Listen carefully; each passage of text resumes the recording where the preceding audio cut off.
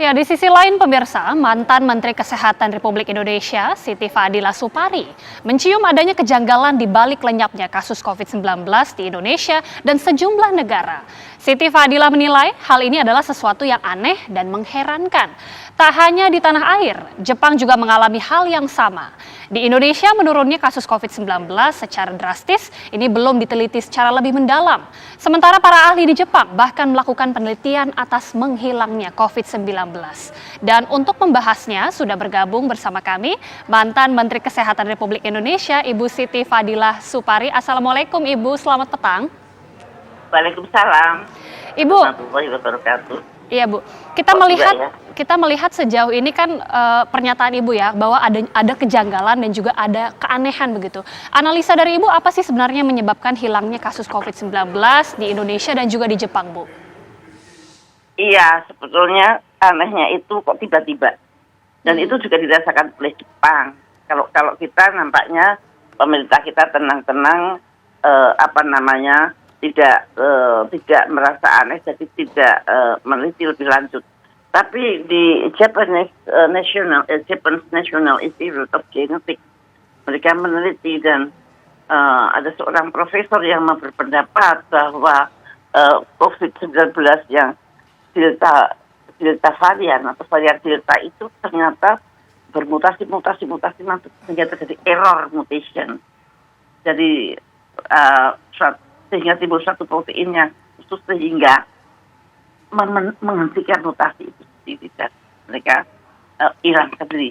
menghancurkan dirinya sendiri. Jadi dari proses satu mutasi 19 itu. Kalau Indonesia sih kita nggak tahu karena apa. Apakah karena PPKM? Saya kira juga tidak, karena pada waktu puncak-puncaknya justru pada PPKM yang sangat berhasil. PPKM saat itu sangat berhasil, di mana pemerintah bisa mengerem orang-orang yang Idul Fitri kalau nggak salah sampai 40%. Jadi tidak, PPKM waktu itu juga saya kira sukses. Jadi bukan karena PPKM. Apakah karena vaksin? Lah, negara yang kalau vaksinasinya bagus mereka ya. Mereka vaksinasinya itu bagus banget sampai 85%. Dan kemudian orangnya menurut saya tidak seperti orang Indonesia yang suka kumpul-kumpul, yang mereka individual gitu. Jadi lebih tidak gerombol-gerombol. Kalau kita kan senangannya bareng-bareng gitu. Nah kalau mereka kan ya kemungkinan karena dingin yang agak beda dengan kita ya. Apakah musim dingin atau apa?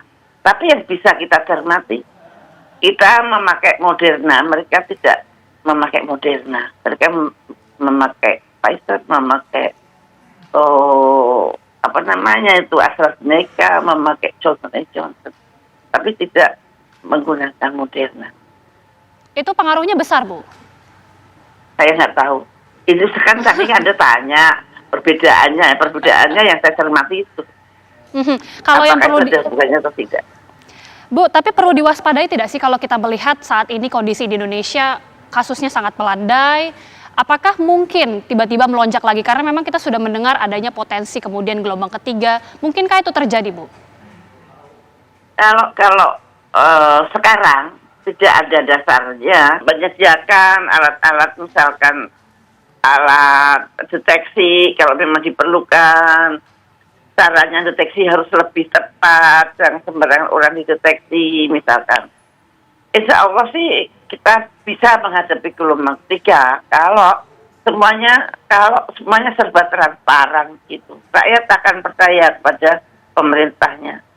Dan kalau rakyat kurang percaya pada pemerintahnya ya agak susah karena tidak akan disiplin gitu.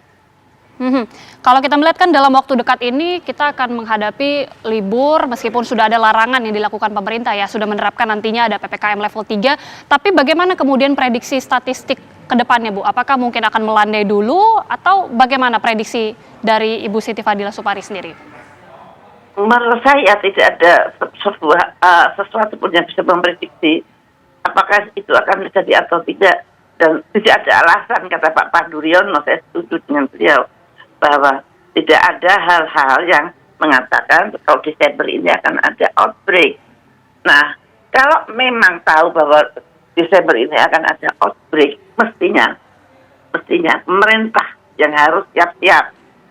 Bukannya kita meniadakan tahun baru dan Natal gitu ya. Tapi pemerintah harus lebih siap untuk menghadapi outbreak. Karena kita sudah punya pengalaman pada waktu bulan Juli. Nah, sekarang jangan ada lagi oksigen yang kurang, jangan ada lagi rumah sakit yang kurang, kan itu pengalaman yang sangat berharga. Itu saja yang mesti dipersiapkan. Oke. Karena penduduk itu rakyat sebenarnya segitu aja. Kemudian kalau pemerintah betul-betul menutup orang tidak boleh masuk Indonesia misalkan, nah itu adalah usaha-usaha pemerintah seharusnya kalau kita menghadapi gelombang ketiga yang mudah-mudahan tidak ada. Tadinya katanya bulan Desember, kemudian mundur bulan Februari. Kita harapkan tidak ada. Bu, tapi kalau kita melihat tadi kan disebutkan di informasi sebelumnya bahwa para ahli di Jepang ini bahkan sudah melakukan penelitian atas menghilangnya COVID-19. Ini apa kemudian temuan dari penelitian ini, Bu? Ya, menghilangnya itu karena mereka menghilang karena mutasi dia bisa mengeluarkan satu protein yang mampu memberikan sendiri. Oke, tapi kan itu juga kondisinya dingin di sana, Bu. Sama seperti di Eropa. Tapi kan beda ya, sekarang sudah nggak dingin. Kalau Eropa dingin, ya Jepang nggak dingin. Kalau Jepang dingin, ya Jepang nggak dingin. Kalau nggak salah.